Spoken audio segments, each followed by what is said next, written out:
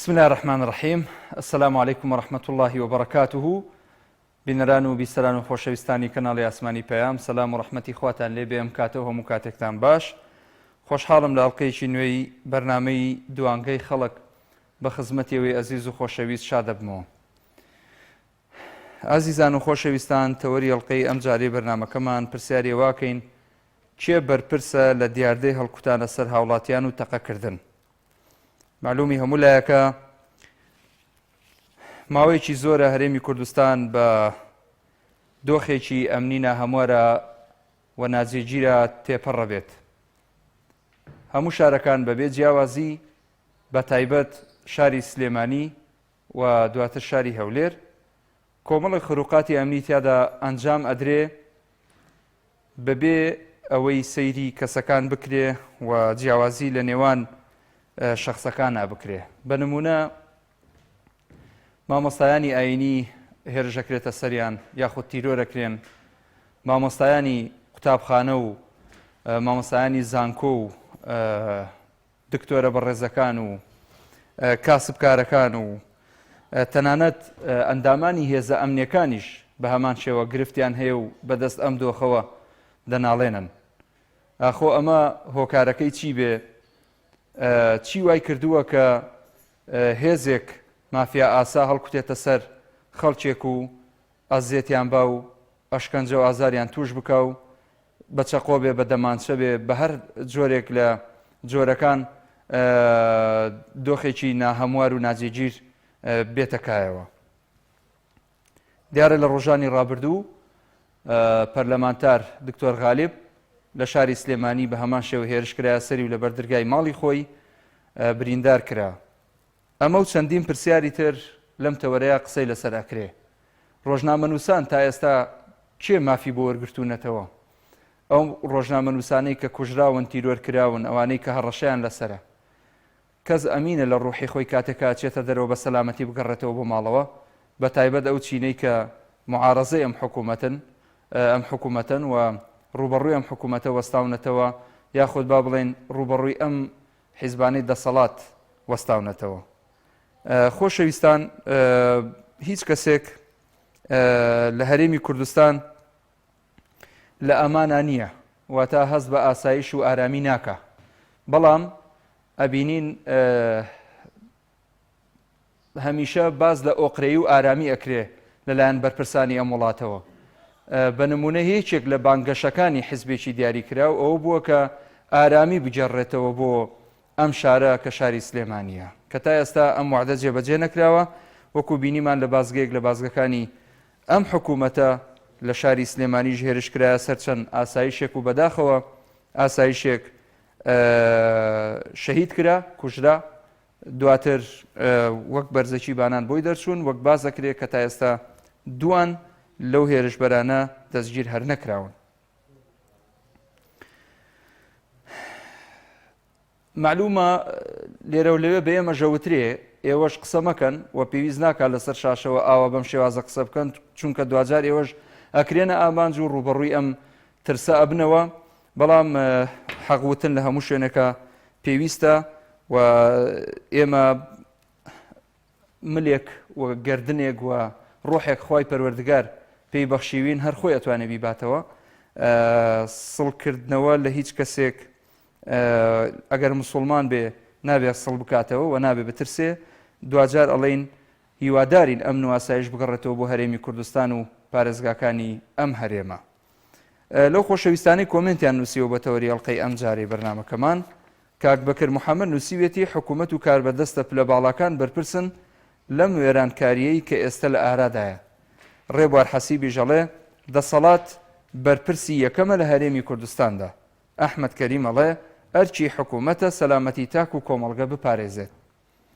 بەیاد کۆی نووسیوێتی حکوومەت بەرپرسە لە سەلامەتی گیانی هەموو تاچێک لە کۆمەڵگەدا. سەڵاح محەممەدی ژەڵێ دوو پارتی باڵا دەست بەرپرسن. کامەران عەلی ئەڵێ هێزە ئەمنیەکانی دەسەڵات بەرپرسی یەکەمن. سیروان کەمالیش نووسیوێتی بەشێکی هەڵکوتانە سەر هاوڵاتیان دەسەڵات خۆی بەرپرسە لە ئەنجامدانی. گۆران عوسمان نووسیوێتی ئەگەر یاسا سەروەر بووایە حاڵمان بەم ڕۆژە نەدەگەیشت. سعید هەرکی ژەڵێ پێویستە چەک هەڵگرتن وا ئاسان نەبێت هەر کەسەی بیەوێت مۆڵەتی پێ بدرێت پێویستە بە یاسا ڕێک بخرێ. محەممەد ئەحمەدی ژەڵێ ئەگەر حکوومەت مەبەستی بێت ئەو دیاردەیە بنبڕ دەکات. کارزان سابیری ژەڵێ 2 حیزبی بنەماڵە بەرپرسن. ئەچمە لای پەیوەندەکان لە ڕێگەی و ژمارانی کە لەسەر شاشەی کەناڵی پەیام هەیە ئەتوانن پەیوەندیمان پێوە بکەن، گەورەمانکەن بە قسە جوانەکانتان بە پەیوەندەکانتان. ئەچمە لای باوکی محەممەد لە ڕانیەوە. ئەو کاتت باش کاکە مەحموود. هەموو کاتت باش باوکی محەممەد. زۆر سپاس. وەڵی کاک مەحموود ئەوەی ئەمن دەیبینم لە حکومڕانی کوردی ئەوە بە درێژایی 30 ساڵەوە حتا ئێستا ئەمن هەزارکەم سیمای حکومڕانی بۆ دەسەڵاتەوە دیار بیکەن. براکەم حکومڕانی ئەتەچێتی خۆی هەیە، دەبێت تۆ ژێرخانی مؤسساتی کردی، تۆ دەبێت یاسا سەروەرکەی، تۆ دەبێت ڕێز لە یاسا بگری، تۆ دەبێت ئەو کەسانی کە سەکت تێداون تێرە ئەدەب و پەروەردەی سەرکەرگرتنیان بکەیت، پێویستە تێیان بکەیت. ئەو چەکە بۆ ئەوە نییە کەوا غەدری تێ لە خەڵک و هاوڵاتی بکەیت، بۆ ئەوە نییە کە خەڵکی خۆتی پێ بترسێنی، بۆ ئەوەیە ئەتی ژیانی وانی پێ و پارێزی مافی وانی پێ وەردەگرێت. بەڵام من ئەوە نابینم لە هەرێمی کوردستان، بۆیە دەبینی دیاردەی سوکاتیکردن بە کەسایەتیان، سوکاتیکردن بە مامۆستا ئاینەکە، ئاینە بەڕێزەکان، تەقەکردن لە خەڵکی، تەقەکردنی ڕەشۆچی، یعنی تەقە دەکرێت کاکە مەحموود حتا مەزدەری تەقەکە دیار نییە، کەواتەوە چی بێمۆڵەت هەیە. ئەو دوو حتا کاک مەحموود من دەمێ قسە لەسەر بابەتێکی کردن کە مەرتەوەی بە بابەتەکەی جەنابەوە هەیە، ئەو دوو زۆر نییە، یعنی حتا دەسەڵات ئێستا بەقەس ئەو دوو زۆنە یەکتر ناگرتەوە. ئەگەر ئەو دوو زۆنە یەکتر بگریتن کەواتە ملەتەکەش دەچی گرتەوە. بۆیە ئەوەن لە مەسلحەتیان داینیە دایمەن دایانیە حتا سێبعات بخەنە نێوان هەولێر و سلێمانیە. خەڵکی سلێمانیە دەستی دەنجی هەیە ئەوە دەکا هەولێر نایکە، یعنی ئۆتۆماتیکیە بخەن لە نێوان ئەو دوو خەڵکە دروستەکەن. ئەو سانە دەبێ بەڕاستی ملت لی هۆشیار بیکەن، ملت لی زیرەک بیکەن، وەک سیاسەتی جوولەکەکە سەر نەگری فەرڕێقتەست و هەروە ئامۆژگاریشم لە بۆ دەسەڵاتێ بەڕاستی سەرداران پەروەردەکەن. یعنی چۆن ئێوە شوێنی ئەکادمی دەکەنەوە بۆی ئەو سەکەسیەکەن چۆن دەکرێتەوە، چۆن خاوێن دەکرێتەوە، چۆن هەڵدەگیرێت، چۆن دەتەقێنرێت، ئاواش پەروەردەی لەگەڵ ڕێزم ئەخلاقیان بکەن کە ئەو سەکە چۆن بەکاربێنن لە بۆ چیە و هەروەها مافی چیتی بپارێزن. ئەو سە زۆر گرنگە، یعنی معقول و منطقی نییە مامۆستای عەمامە لەسەر چی دەکات و بچی سەرق بەڕیشی مامۆستاوە. سپاس بۆ باوکی محەممەد، دەست و چاوت خۆش بێ، پەیامەکەت گەیشت. سپاس بۆ تەلەفۆنەکەت. کاک سیروان وەرەگرم لە سلێمانیەوە. السلام عليكم مامۆستا. عەلەیکە السەلام وەڕەحمەتوڵڵا. کاک سیروان فڵاوی خۆی گەورەتان بێ فڵاو بۆ تەلەڤیزیۆنی پەیام و جەنابەت و ئەو کافە بەڕێزە. وەڵام مامۆستا گیان طەبعاً لە هەموو دنیا کەم بێتە قەڵ نابێ، ئەمە یەکدوو هەموو هاوڵاتیەک طبعا حکومت بەرپرسە لە ئاسایش و ئارامی بۆ هاوڵاتیان، بەڵام کام هاوڵاتی ئەو هاوڵاتیانی کە ڕەخنە لە حکومەتەکە ئەگرن و بە ناسرین و بە ئەنواع کردار و ڕەفتاری ناسرین بەرەو ڕووی حکومەت دەبنەوە. ئەمە چێیە؟ کەسێکی بەرپرسە لە ژێر پەردەی کوردایەتی، لە ژێر پەردەی حکومەتی هەرێمی کوردستان خەڵکانە دانەیەن بۆیانەکەنەوە بە ناوی چالەکەوان و ڕێکخرا و پەرلەمانتار و کار دەچۆتە ئەوەی کە یعنی بەڕاستی ئێمە ئەم حکومەتە وەکو چاومان وەکو بیربیلەی چاومانە بێم حکومەتە بپارێزین بە هەموو لایەکمان. لەگەڵ ئەوەشا من ڕەخنەمەیە لە غالب کە ئەندام پەرلەمانە لەبنی ئەوەی بە تێکڕای ئەو خەڵکە و ئەو هاوڵاتیانە چۆتە پەرلەمان کە دیفاعکە ڕاستە ئەگەر حکومەت ئەوەی هەیە من ناڵم نیەتی، بەڵام کاغالب کەجام پڕ بوو لێڕز، یعنی ئەم خەڵکە یعنی لە سەدا نەوەتی شەهیدی ئەوە قوربانی ئەوە کە پێناوەم خاکە ئەم نیشتیمانەم حکومەتە کاغالبێت دەگوێنێ لەدایک بووە تانە لە حکومەتەکە باو ناسیرینی کە بە ناوی دزی و فزی، بەڵێ منیش دەڵێم دزیەیە فزیەیە ناڕێکیەیە ناعەدالەتیەیە لە حکومەتەکە، بەڵام نەک بەو شێوە یعنی خەڵک هەیان بە کە پلانێ داڕێژن دەست بە حکوومەتی هەرێمی کوردستان. سپاس کاک سیروانجان، سپاس بۆ پەیوەندێک پەیامەکەت گەیشت، پەیامەکەت گەیشت. هەموو پەرلەمانتارەکانی ناسیرین کردووە. حتمما پەیامەکەت گەیشت. بەڕێزت وەکو ئەندامێکی پارتی دیموکراتی کوردستان و پێم وانە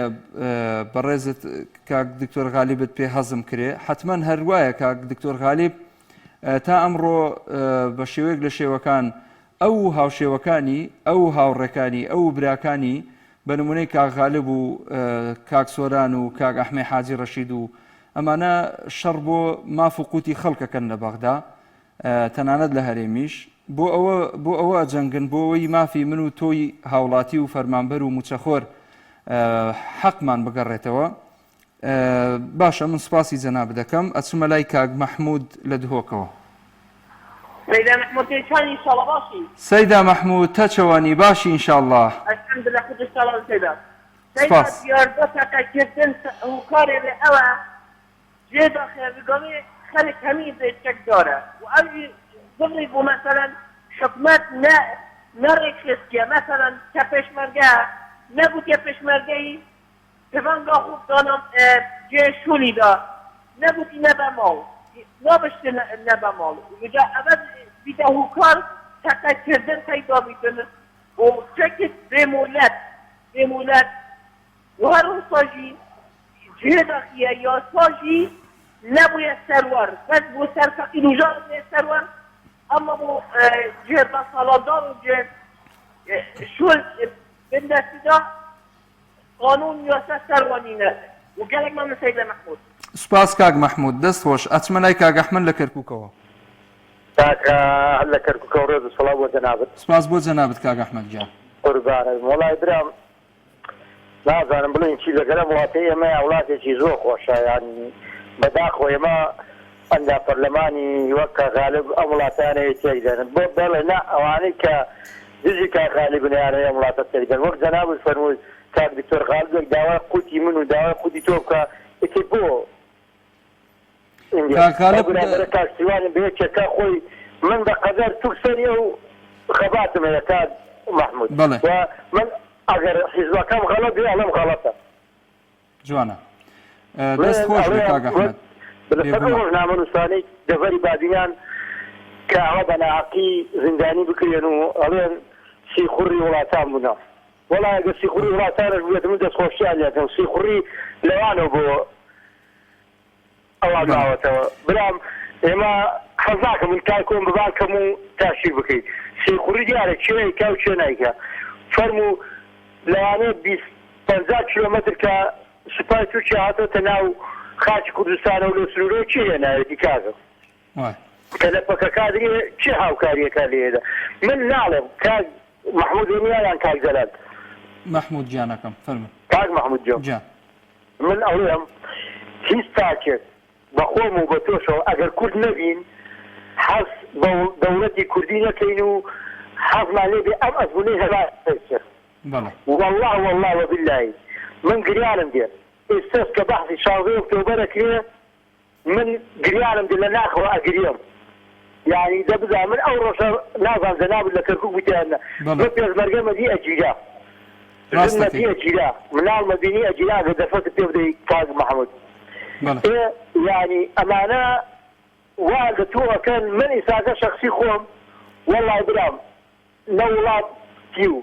نە کورتپەروەری و نە وڵات پەروەری و نە نیشتیمان پەروەری نەبیرە من هەر کەسێک بێ موچەم بۆ دابین کە من دەستخۆشی لێتم ئەزیزم با بەغابێ کورە کاکە خەڵک ئەڵێ ڕقم لە پارتی وەڵڵای من با پارتی مەعاشەکەم بۆ دابین کە وەڵڵا خۆش نەوێت خەڵک ئیمڕۆ کاکە مەحموودیان کەوتە دەزای موچە کاکە جە موچە نییە خەڵک هەمووی زەلیل و ڕسوا بوو کاکە مەحموودی خۆتان ڕۆژنامە نووسن کاکە یعنی خۆتان لە ناوخۆگە خەڵکێک ئاواتێک بۆ سەدا حوسێنێکی گۆڕبەگۆڕ بخوازێ دەبێت چی لە وڵاتە چاوەڕێ. دەستت خۆش بێ کاک ئەحمەد جان سپاس بۆ پەیوەندیەکەت موفەق بی ئینشاءالله. ئەچمە لای کاک حەمەد ڕەشید لە ژاراوە.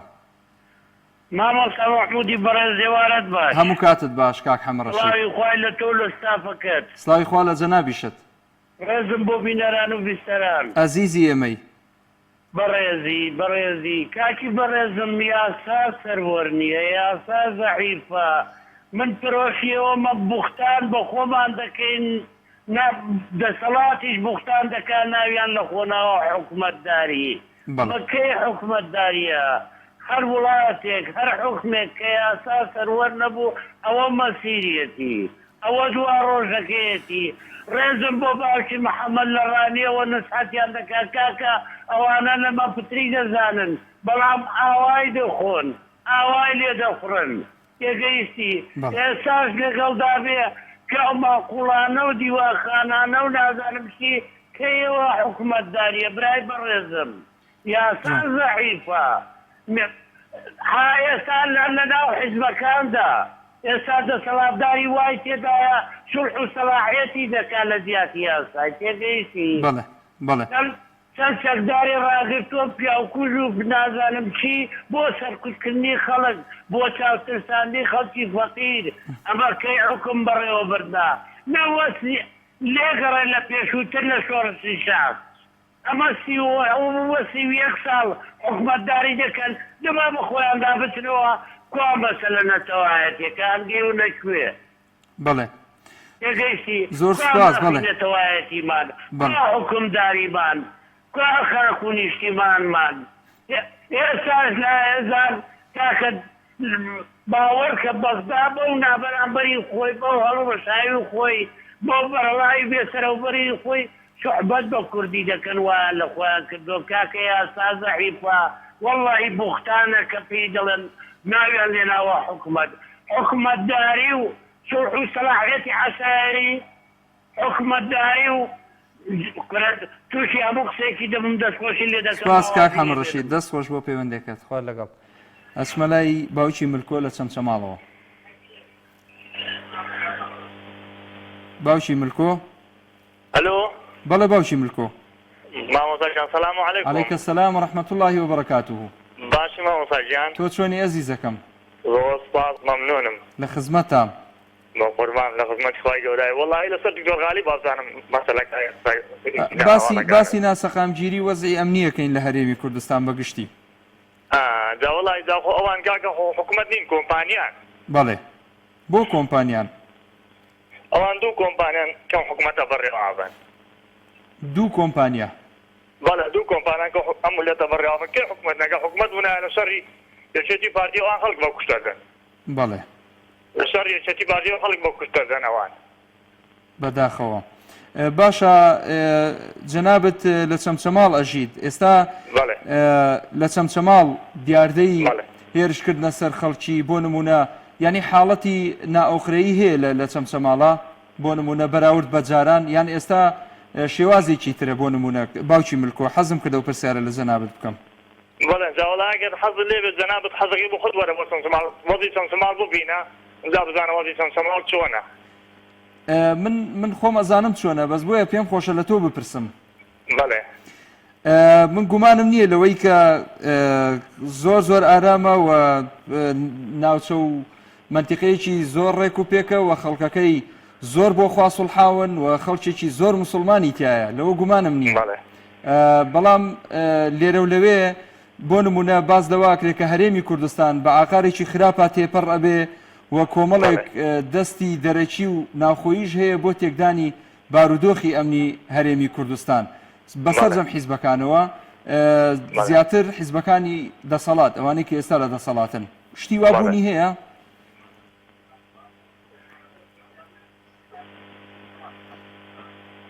جاوەڵی دەسەڵات لە چەمچەماڵە خۆ دەسەڵات لە چەمچەماڵە هەر حیزبە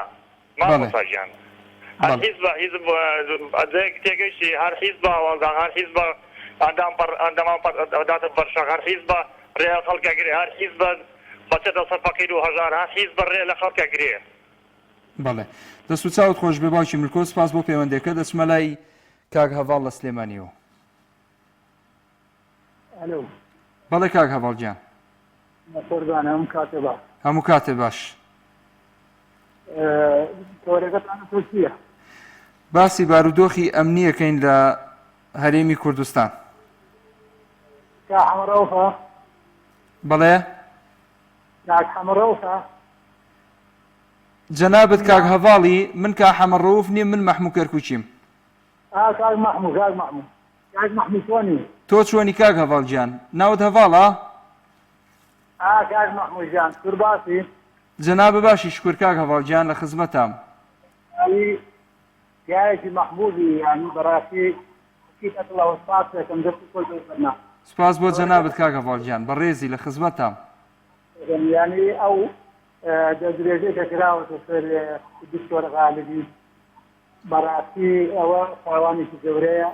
زۆرمان پێ ناخۆشە بەڵێ سلێمانیا ڕووەدا بەڵێ بەداخەوە کاک غالب کاگە سۆران وشیارکردەری عەلی حەمەساڵە ئەو پانزەندان پەرلەمانە گروپی هیوان بەڵێ بەڕاستانە یەک کاریان مادەکە ئەوانە کوردی حەقیقی ئەوانە دیفاع دەسەڵات و جەماعەتی مافراوانەکە بەڵێ ئێمە دوعایان بڵۆکەی بەڕاستی یعنی بەرنامەکان ئێوە بە ناڕەحەت وەرەگیرن ئێوە سیێناسی ئەنیا زۆر کەس سیوانیان لێکە لەو پانزەندان پەرلەمان داوای حکوماتی خەڵکیەکە دەست و چاو خۆش بێ کاک هەڤاڵگیان سپاس بۆ پەیوەندەکەت موفەق بی ئینشاءڵڵا ئەچمە لای باوکی هیوا لە شاری هەولێرەوە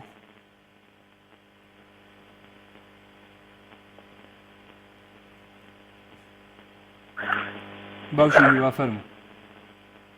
الو بەڵێ باوکی هیوا ئەو کاتە وازە ڕێزم باسی هەموو کاتت باش سپاسە دەکەم جەنابەت باشی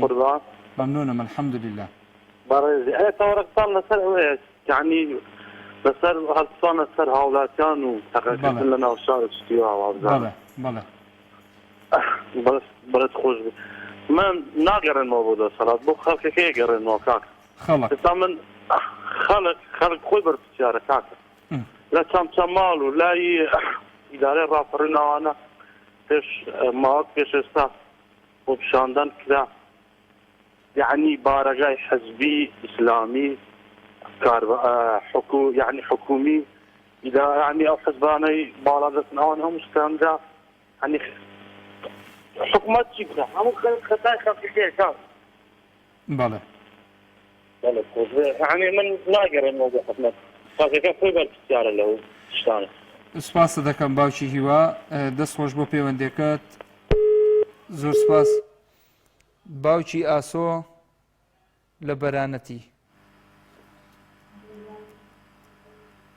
باوکی ئاسۆ فەرموو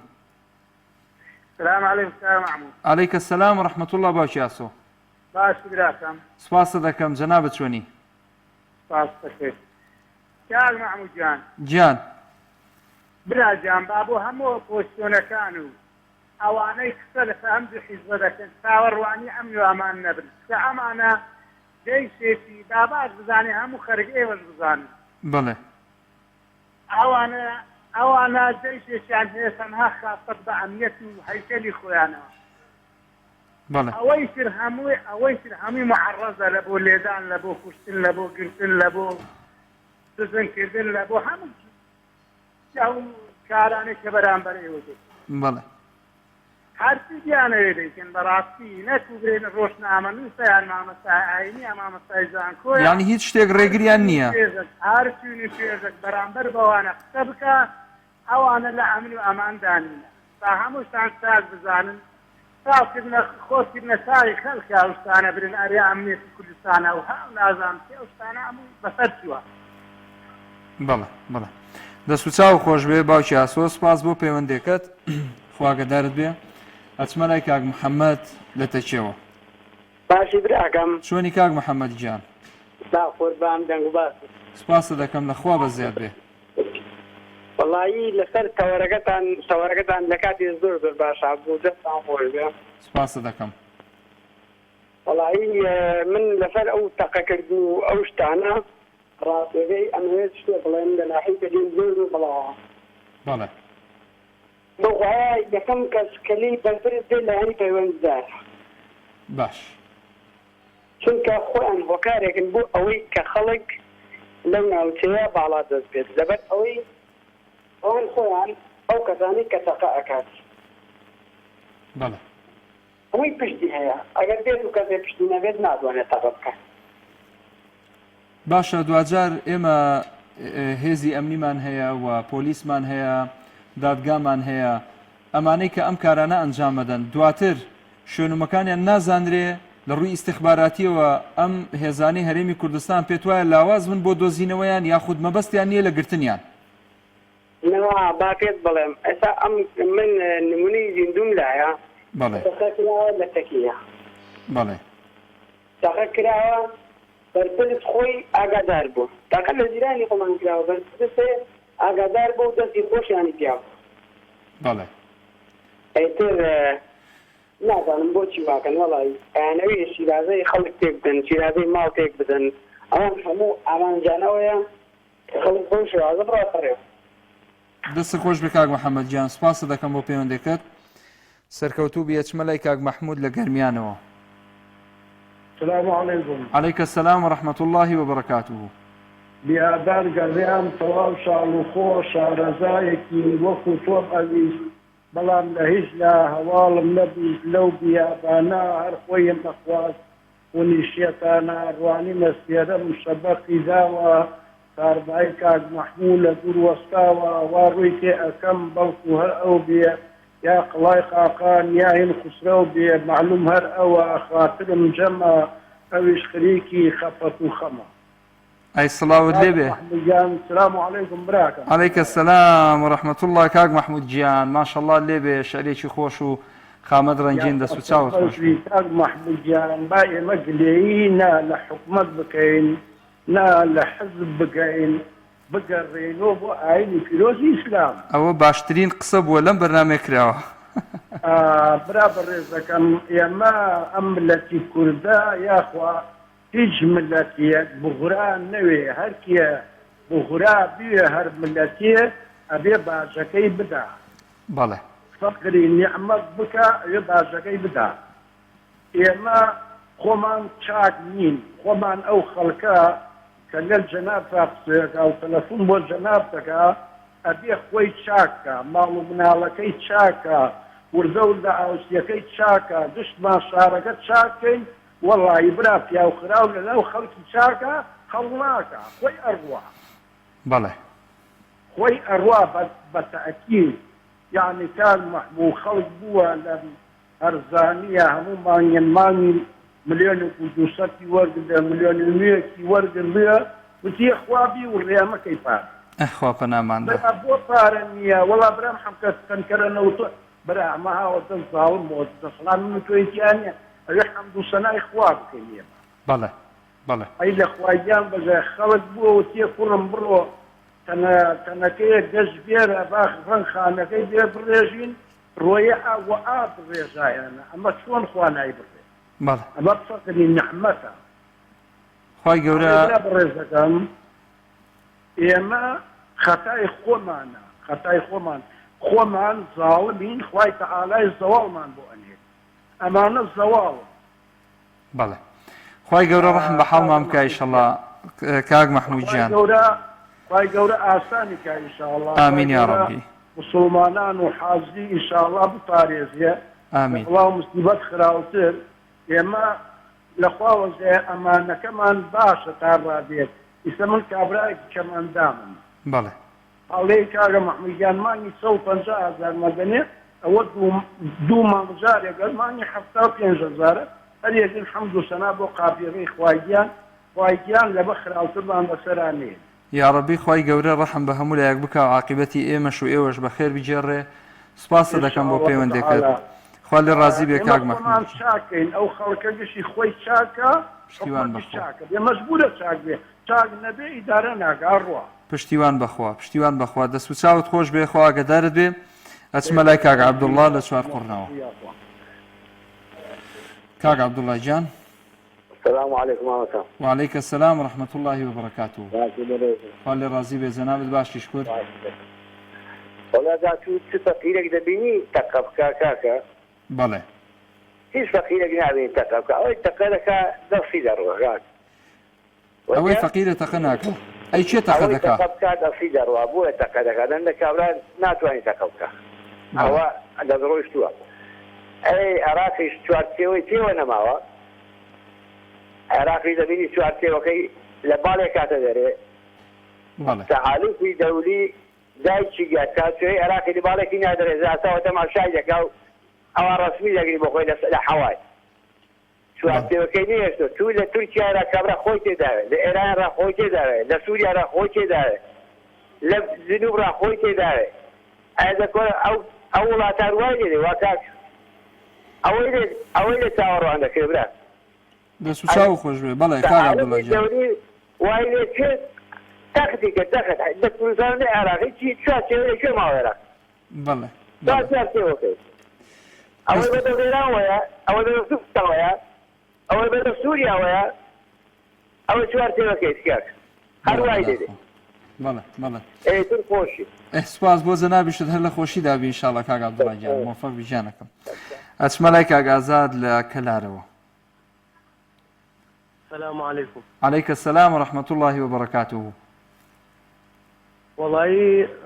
سەبارەت بە تەوەرەکەتان ئەوەی کە کێ بەرپرسە لەم دیاردەی هەڵکانە سەری هاوڵاتیان و دیاردەی تەقەکردن بەڕاستی یەکەم جار حکوومەت بەرپرسە لەبەرەوەی ئەبێ حکوومەت کارێک بکات چەک لە ماڵەکانان نەمێنێ و هەروەها چەک لە لای چەکدارەکانیش نەمێنێ ئەوەی هەر کەسێ بۆ خۆی هەر بەرپرسێک کۆمەڵێک چەکداری خستۆتە دوای خۆی و بۆ هاوەسی خۆی بە هاوەسی خۆی تەسەڕوفاتەکە بەڵێ هەڵق لەسەر شوێنەکان و یعنی دیاردەی لەو شوێوانمانە زۆر وە حکوومەتە بێت لە خۆیوە دەست پێ بکە. بەڵێ حکوومەت باشە سپاس بۆ جەنابەت. کاک ئازاد حکوومەت چۆن ئەتوانێ دەست بەسەر دەیان هەزار جۆرە چەک بگرێ لە هەرێمی کوردستان لە کاتێکە خەڵکی حەشاریان داوە و هەڵیان گرتووە و شاردویانەتەوە و حکوومەت ئەم کارەی پێ ناکرێ بەڵام چ حەلێکی تر هەیە بۆ ئەوەی دیاردەی هەڵکوتانە سەر هاوڵاتیان نەمێنێ. بۆ نمونە لە وڵاتانە خەڵکی لە ناو یەکە هاوکاری یەکەن کاتێک کە دزێک ئەبێ بۆ نمونە یان کەسێک هەڵەکوتێتە سەر هاوڵاتیەک یان حاڵەتێکی نەخوازراوی ئەمنی ئەبینرێ هاوڵاتیان بۆ خۆیان بۆ نمونە پەیوەندی بە دەستگا ئەمنیەکانەوەکەن ئەڵەن شتێکی لەم جۆرە بینراوە بەڵام ئەوەی کە ئەمڕۆ ئەگوزەرێ ئەوەیە کابرا لە بەرچاوی ئەکوژرێ مەسەڵەن کەسێک لە بەرچاوی کەسێکە ئەکوژرێ ئەو ئامادە نییە نە تەداخول بکە و نە لایەنە پەیوەندیدارەکانی لێ ئاگادار بکاتەوە. ئەمە ژێچێکە لە گرفتەکان هاوڵاتیان ئەبێ بەدەستێەوە بناڵێنن تا ئەو کاتێک کە هاوکار ئەبن بۆ هەم بۆ هێزە ئەمنیە قانونیەکان بە نمونەی پۆلیس و هەم بۆ خۆشیان بۆ سەلامەتی گیانی خۆیان.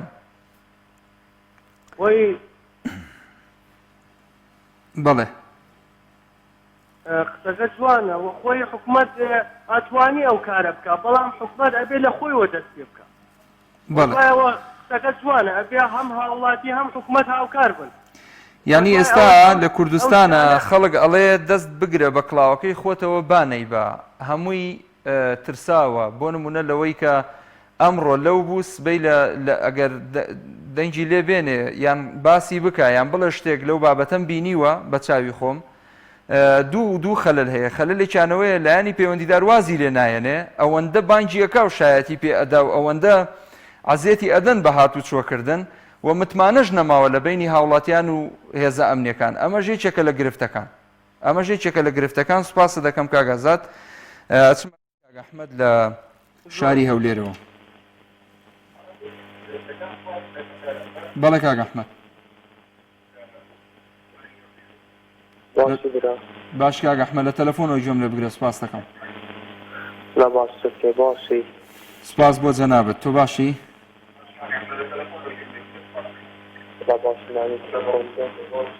کاک ئەحمەد سەوتت بەرزکەرەوە سوپاسە دەکەم وازەحتر قسەمان بۆ بکە. لە تەلەفۆنەوەی گوێشمان لێ بگرە باشتر. دەوارەکەتان ڕاتانە سەر چییە دەوارەکەتان؟ تۆ بە وازەحی گوێ لە دەنگی منە؟ من بە وازەحی گوێم لە دەنگی کاک ئەحمەد نییە نازانم خەلەلێک هەیە لە پەیوەندیەکەی. بەڵێ هاگام لە دەنگی تۆە. گوێ لە دەنگی منە زۆر باشە. پرسیاریەوەکەین چێ بەرپرسە لە هەڵکوتانە سەر هاوڵاتیان دیاردەی تەقەکردن و چەک هەڵگرتن لە هەرێمی کوردستان.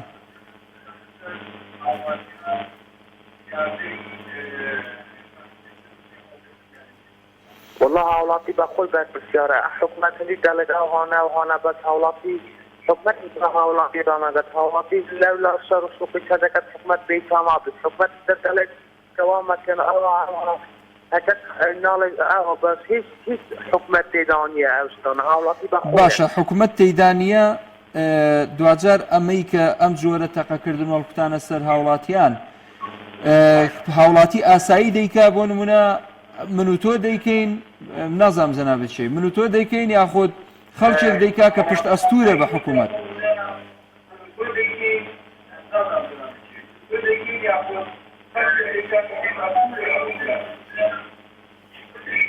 ئای بەڕێزم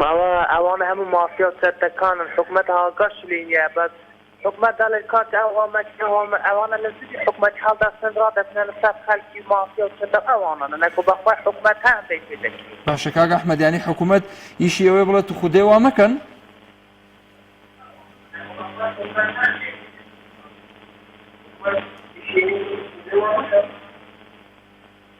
والله حكومات هذه رجلي بس حكومات كوايا حكومات الدراساتية إنه حكومات تاكل شيء ذكر له یعنی حکوومەتیش بۆی ناکرێ ئەوە ڕاستکاتەوە باشە سوپاس کاک ئەحمەد دەست خۆش بۆ پەیوەندەکەت دەچمە لای کاک ئەحمەد لە چوار قوڕنا کاک ئەحمەد گیان فەرموویانی من مەبەستم لەوەیە کە نووسیتانە چێ بەرپرسە لاوتکارە سەر هاوڵاتیان هاوڵاتیان ئەگەر بۆ خۆمان مسلمان بین و مسلمانێکی ڕاستەقینە بین بۆ خۆم لە پێش هەموو کەسێکەوە جوانە بۆ قەدر لە یەکتریەکەین بۆ هەڵەستینە سەر یەکتری جوانە واییاندا لەگەڵم لەو قسە لەگەڵتم بەڵێ من مەبەستەکەم لەوەیە خۆمان من لە پێش هەموو کەسێکەوە مسلمانی ڕاستەقینە نین هەر کەسێک ئەگەر مسلمان بین قەدر نابێت یەکترین نابێت قەدر لە ئینسانێکی بکەیت کاک ئەحمەد سەر کەسێکیکە چ بە تفەنگ و چ بە چەقۆ چ بە لێدان ئەمە سێ دەسەڵاتە مەیایی تۆ خوارد لەبیر نامری ناچی لە ناو قەبرەوە بەڵێ هەر کەسێک لە مانای ئاەت و فەرموودەی صحیح تێبگات ڕاست و دروست وەکو خۆی وەری گرت بێ نوێشکەر بێ بۆ خوا سوڵحاو بێ حرامخۆر نەبێ ڕێز لە دایک و باوک و کەسوکار و گەورە و بچووک بزانێ قەت تەسەور ناکەم تەعەدا لە خەڵک بکە و تەسەوریش ناکەم تەعەدا قبول بکە مسلمانی ڕاستەقینە گومانی تیانە هیچ کات مسلمانی ڕاستەقینە ئەوەی کە بۆ خوا خۆی یەکلا کردووەتەوە دڵ و دەرونی ڕەبتی بە ئاسمان و خوای پەروەردگارەوە هەیە ڕوو لە خوایە هیچ کاتێک نابینی مسلمانێک تووشی هەڵە ببێ خوا نەخواستە بە پەنجەی دەست دەژمێرێ هەندێک حاڵەتە هەیە ئینسانە دەرونی دەشێوێ مەسەلەن شتێک دەکا بەڵام لە کۆی پرۆسەکە ئەوەیە کە مسلمانی ڕاستەقینە هیچ کاتێک ڕێگە بەخۆی نادا تەعەدا و زوڵم و ناحەقی بەرامبەر بە برا مسلمانەکەی بکە هیچ وەختێک من دەڵێم هیچ تاوانی حکومەت نییە تاوانی خۆمانە کە خۆمان مسلمان نین درۆ دەکەین لەگەڵ خوایە بەڵێ دەست و چاوت خۆش بێ سپاسە دەکەم کاک ئەحمەد ئاگدارت بێ چمە لای کاک عەبدوڵڵا لە پیرەمەگرونەوە ئەو کاتت باش کاک محموود هەموو کاتت باش کاک عەبدوڵڵا دەستخۆشی بەرنامەت لێ دەکەم سپاسە دەکەم زۆر بەڕێزی مسلمانی ڕاستەقینە ئەو کەسانن مسلمانان لە دەست و فلان و داوێنی ئەمین جوانە فەرموودەی صحیح جوانە یەکەم حکومەت بەرپرسە لە هەموو دەستدرێژی کەرێک و هێرشکردنە سەر خەڵکێکی بەڵێ ئەگەر حکم بە قورئانێ بکرێ نە کوشتن دەبێ نە دزی دەبێ نە بە سووق خواردنەوە نەدەبێ ئەخلاقی دەبێت بەڵام دەسەڵاتی ئەوڕۆ هەتووک بنە ماڵە بەڕێزەکان ڕێیان بۆ سێ چوار شت خۆش کردووە بۆ زەلام کوشتنێ بۆ دزیە بۆ مەشروب خواردنێ دوو لە ڕووی جێناب و گوێگران بۆ بێ ئەخلاقیە هەر چێشی بیکە عالم خێرە لێپرسینەوەی نییە بەلام بزەلانی دەکوژێ لەسەر بەنابەهات ئەتم دای دەبەستن خزمەتی دەکەن هەفتەی دوو ڕۆژی خانی بۆ دەچێ بۆ سجن ئەمە احترام و ڕێزم بۆ هەموو گوێگرانی بەڕێز دزگێ دەکا لەبری ئەوەی حەقی کابرای مەزڵوم بسێنێ ئەتێ ئەوەی کاکە ماجە توێ ژناری بدەیە بەدین 10,000 بدەیە ئەوەی بۆ دادەنێت لەوی ئەساو قانونەوە دەبینێت کە حکم بە قورئانی بکرێت بەڵێ مەڕ و گورێک بەیەکەوە ئاوێ دەخوا بەڵام ئەتا حکم بەو شێوەی بێ کوشتن زۆر دەبێت تەقەکردن زۆر دەبێت بەربەڵایی زۆر دەبێت حکم تەنها لە ئیسلامدا ئیسلام حکمڕانی بدبێ بە قورعانێ بێ قورعان خەڵک بجوڵێتەوە بەڵام بەداخەوە یاسا و دەوڵەتداریەکەمان هیچ حکمێکی قورعانێ بەڕێوە نابا دەستخۆشیتان لێ دەکەم دەسڵاو و ڕێزم بۆ هەموو بیناران و بێسەرانی بەڕێز سپاس بۆ جەنابەت کاک عەبدوڵڵا گیان مۆفەق بی ئینشاءڵڵا خوا کەدار بێ باوکی دارین وەرەگرم کۆتا پەیوەندی بەڵێ باوکی دارین سڵاوی خوا لە کاک محمود سڵاوی خوا لە جەنابەت باوکی دارین کاک محمود گیان باشی چاوت ماچەکەم باوکی دارین لەخوا بە زیادە زۆر باشم ماچەکەم خۆش بیاخەم کاک محمود گیان وەڵی بێ زەحمەت من یەکەم لەسەر تەوەرەکەت تەنها ئەوەندە قسەم هەیە ئەوەی باوەڕی بە ئیسلام هەبێ و باوەڕی بە دین هەبێ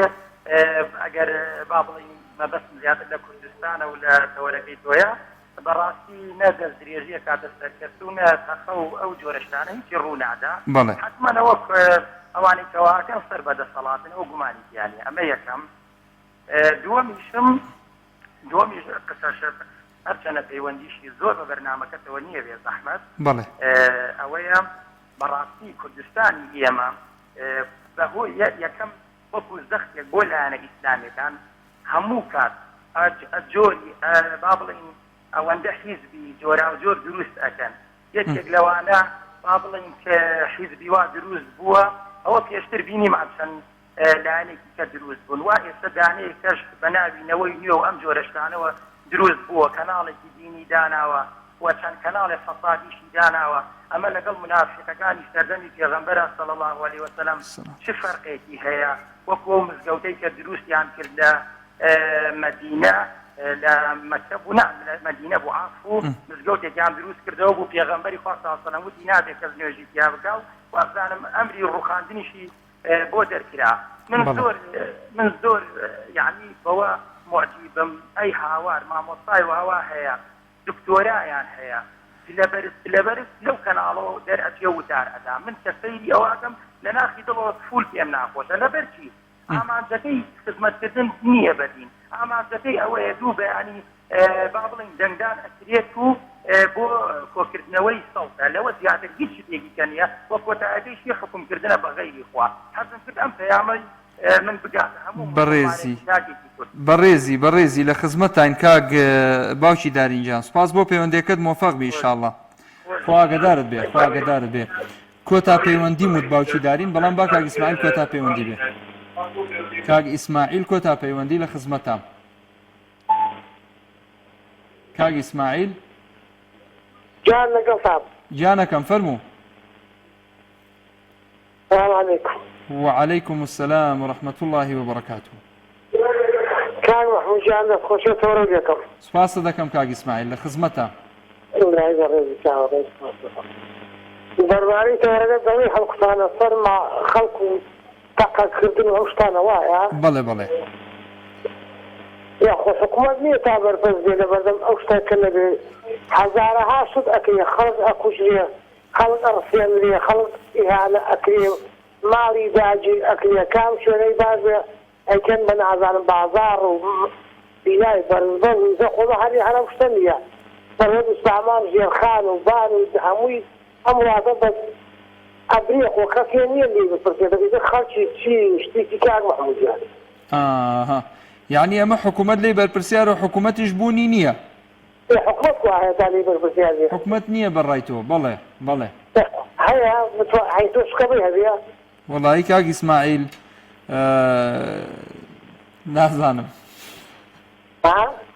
نازانم بڵێم چی ینی من لێرە لە ڕێگەی شاشەی کەناڵی پەیامەوە من تەئیدی بەشێکی قسەکانت دەکەم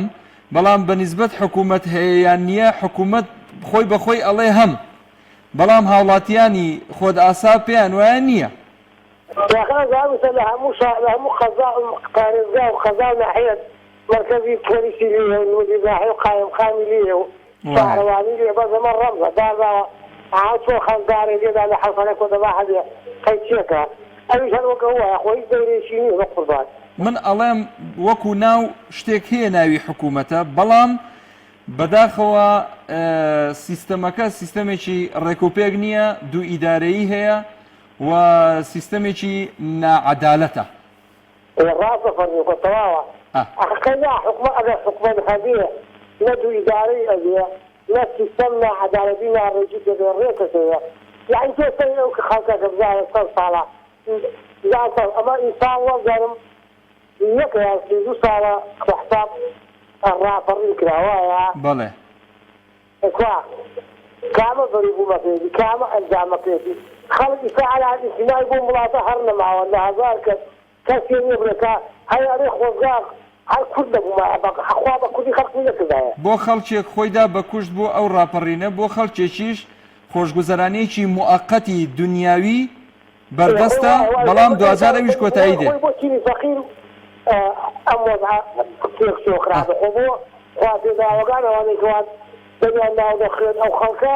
وان ئاسانی ئیدار کەباب بە مەتر لایەوانخانە سپاسە دەکەم خاڵۆ گیان دەستت خۆش بێ بۆ پەیوەندەکەت سپاس کاک ئیسماعیل گیان خوا ئاگادارت بێ بینەرانی بەڕێز و خۆشەویست بەم شێوەیە هاتینە کۆتایی ئەڵقەی ئەم جارەی بەرنامەی دوانگەی خەڵک لە دوعای خێر بێ بەشمان مەکەن سپاستانەکەم کە بینەر و بیسەرمان بوون سپاس بۆ هاوکارانم ئەسەلامو عەلەیکوم وەڕەحمەتوڵڵاهی وبەڕەکاتوه